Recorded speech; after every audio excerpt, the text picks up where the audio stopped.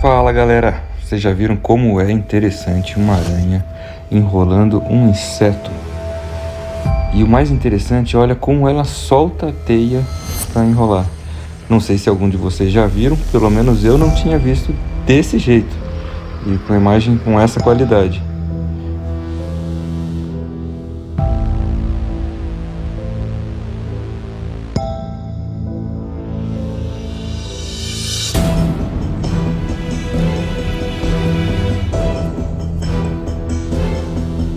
E para você que chegou até aqui e gostou do vídeo, me siga para mais vídeos nesse formato de curiosidades. E até o próximo vídeo.